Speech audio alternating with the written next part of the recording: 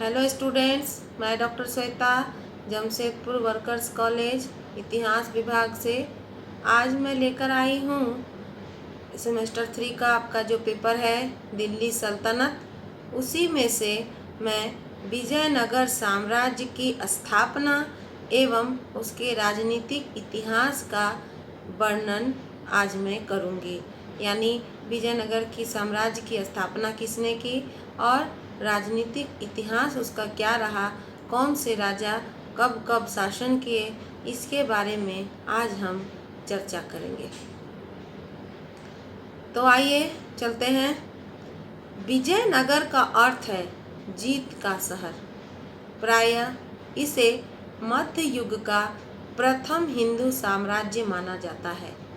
दक्षिण भारत में तुगलक सत्ता के विरुद्ध होने वाले राजनीतिक एवं सांस्कृतिक आंदोलन के परिणाम स्वरूप 1336 ईस्वी में हरिहर और बुक्का राय ने संत विद्यारण्य के आशीर्वाद से तुंगभद्रा नदी के किनारे अपने पिता संगम के नाम से विजयनगर के प्रथम राजवंश की स्थापना की। हरिहर और बुक्का की ने ही विजयनगर साम्राज्य की स्थापना की।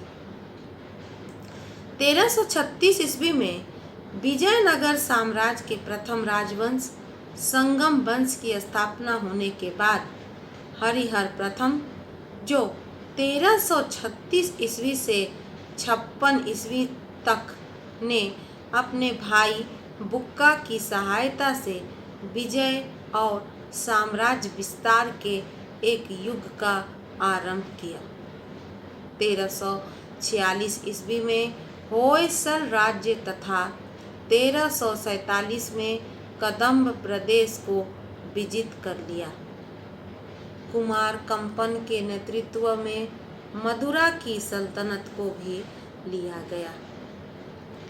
अलाउद्दीन बहमन शाह द्वारा रायचूर के किले पर अधिकार कर लेने के कारण विजयनगर एवं बहमनियों के बीच चलने वाले 200 वर्षीय संघर्ष का आरंभ हो गया था।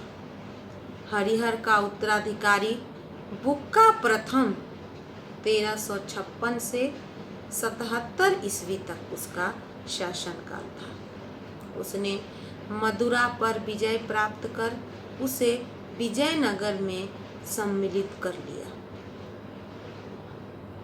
बहमनी शासकों से युद्ध कर रायचूर के दोआब पर भी उसने अधिकार कर लिया। उसके उत्तराधिकारी हरिहर द्वितीय, जो 1377 से 1407 ईस्वी तक इस नए राज्य को मजबूती प्रदान की। उसने बहमनी सुल्तान मुजाहिद शाह के रायचूर दोआब पर आक्रमण को विफल कर दिया और कोंकण और दक्षिणी कर्नाटक पर आक्रमण किया। रेड्डी शासकों से अदांकी का श्रीशैल क्षेत्र भी उन्होंने छीन लिया। 1398 ईस्वी में उसने बेलमाओं की और बहमनियों को भी पराजित किया। उनकी मृत्यु 1404 ईस्वी के में हो गई।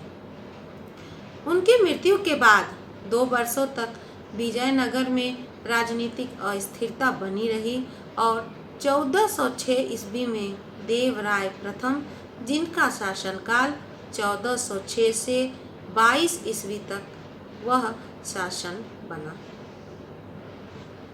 देवराय प्रथम को बहमनियों के आक्रमण के अलावा आंतरिक विद्रोह का भी सामना करना पड़ा, लेकिन अंत में उसे सफलता मिली। उसने 1410 ईस्वी में तुंगभद्रा पर बांध और विजयनगर तक नहर का निर्माण कराया।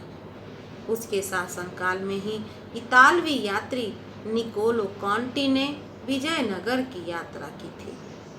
देवराय प्रथम की मृत्यु के बाद रामचंद्र एवं विजय प्रथम अल्पकालीन शासक हुए। कुछ ही समय के लिए ये शासक हुए। कौन से हुए स्टूडेंट्स? रामचंद्र और विजय।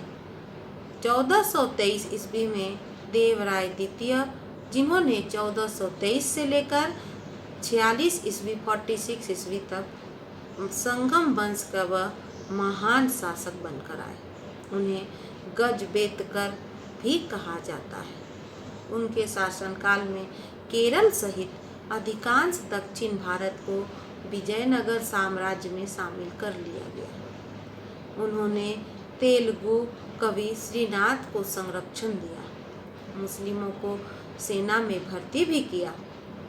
फारसी दूत अब्दुल रज्जाक विजयनगर आया। उसने विजयनगर की समृद्धि का बहुत ही सुंदर विवरण किया है। देवराय द्वितीय के बाद मल्लिका अर्जुन शासक बने, जिनका शासनकाल 1446 ईस्वी से 66 ईस्वी तक था। उसके शासनकाल में गजपति शासकों और बहमनी शासकों ने कोंडावदु एवं उदयगिरी के किलों पर अधिकार कर लिया। उसकी मृत्यु के बाद शासक जो बना वह था विरूपाक्ष द्वितीय, जिसने 1465 ईस्वी से 85 ईस्वी तक संगम वंश का वह अंतिम शासक था।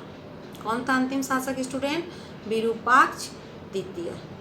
उसके शासनकाल में विजयनगर से गोवा, कोंकण एवं उत्तरी कर्नाटक क्षेत्र अलग हो गए।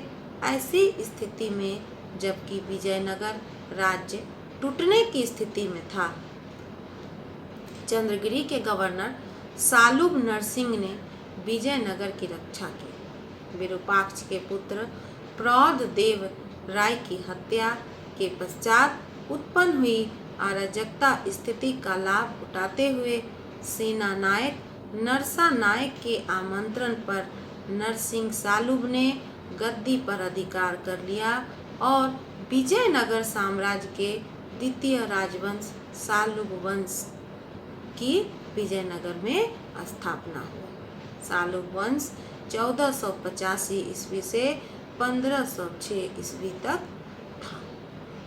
नरसिंह सालुब 1485 से 90 ईस्वी तक उसने शासन किया।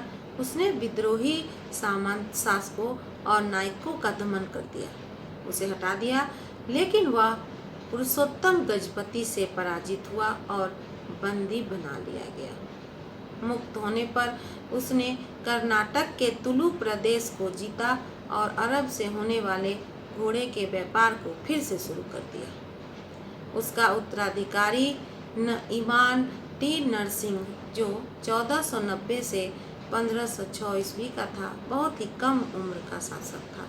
अतः सेना नायक नरसा नायक उसका संरक्षण बना और अवसर पाकर नरसा नायक ने सारी सत्ता खुद ही हथिया ली और उसका वास्तविक शासक बन बैठा। उसने बीजापुर, बीदर और मदुरा, चोल, चेर और पांडे आदि के विरुद्ध सफल अभियान भी किए।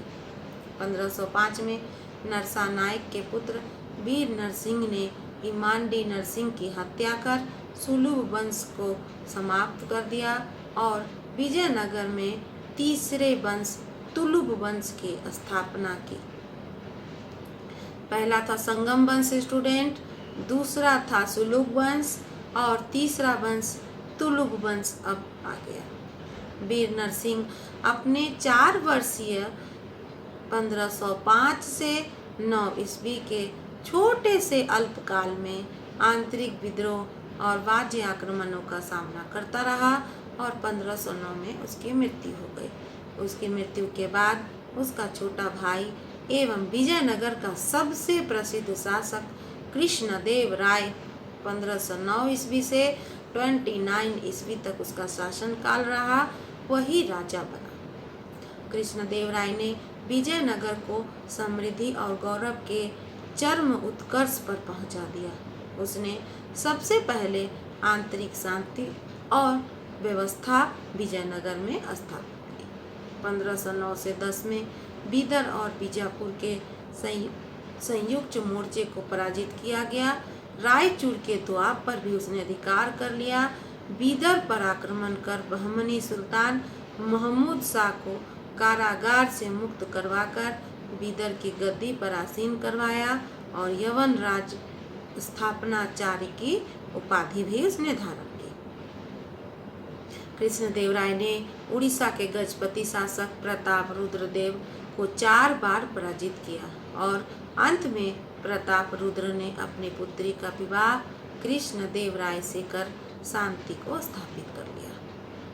कृष्णदेवराय का अंतिम सैन्य अभियान बीजापुर सुल्तान इस्माइल आदि के विरुद्ध था, जिसने आदिल को पराजित कर गुलबर्गा किले को ध्वस्त कर दिया।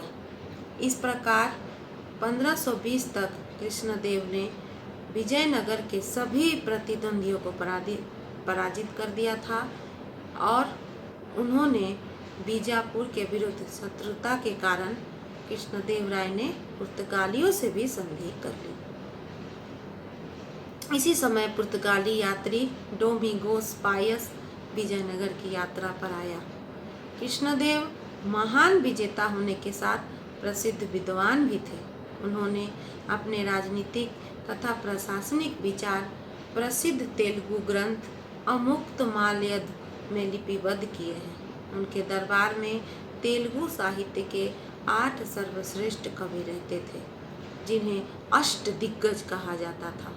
इनमें तेनालीराम रामकृष्ण प्रमुख थे। कृष्णदेव राय का शासनकाल